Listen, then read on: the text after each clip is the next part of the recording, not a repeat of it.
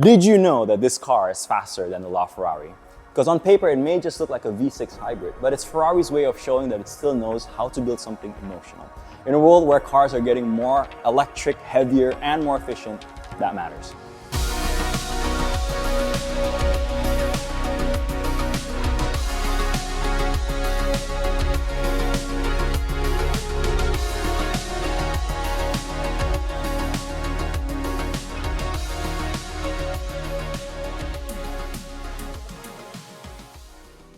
Ever since Ferrari introduced its Challenge Stradale in 2003, they have kept this tradition alive. Take a mid-engine car, strip away the access, sharpen everything, and turn it into something more focused, more intense, and more special. And now, this is the latest chapter of that formula, the Ferrari 296 Speciale. It's not just about the numbers and horsepower, because in an age of hybrids, regulations, and soon-to-be electric Ferraris, Ferrari can show that it can still build something special. A car with focus, a car with drama, a car that still speaks to the dream.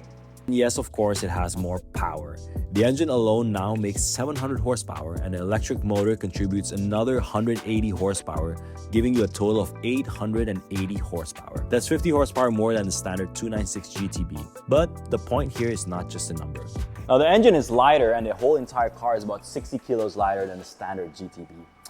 That may not sound like much on paper, but it's never just about one thing that makes these Speciale cars truly interesting. Not just about the power, not just about the aero, not just about the weight.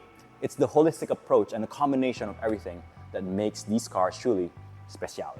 Ferrari has strengthened the internals, improved cooling, borrowed motorsport-grade ideas, reduced mass where it matters, and sharpened the response of the whole package. The result is not just a more powerful 296, it's a more focused car that should feel sharpened in every aspect of performance.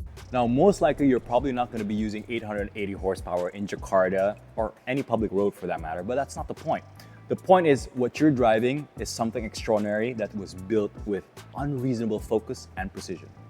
Then there's the aerodynamics. My favorite are these rear winglets inspired by the Ferrari FXXK, bigger side intakes, and these louvers which reduces pressure in the wheel well, and of course the signature S-duct in all Speciale models, which in working harmony with everything else increases downforce by 20%.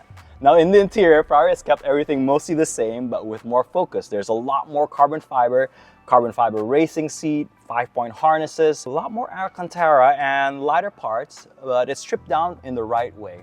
And Ferrari has also tried to make sure that the sound is inside the cabin as well, to ensure that there's a sensory and experience that you only get inside in Speciale. Now, unfortunately, we won't be driving the car today, but we can turn on the engine.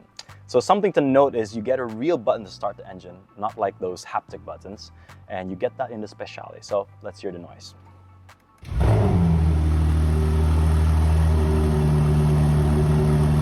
Sounds good, doesn't it?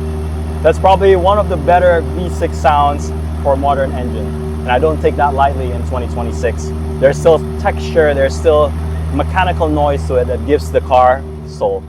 Now, cars like this are not meant to be logical. They're not meant to be justified like a spreadsheet. Because in a world of electrification, where cars are getting heavier and more digital, the 296 Speciale is a reminder that Ferrari understands the assignment. Not just to make a fast car, but a car that makes people feel something. Now, I didn't get to drive this car today, which is sad, but somehow for me, that mystery is what keeps the dream alive, even when it's getting harder to reach.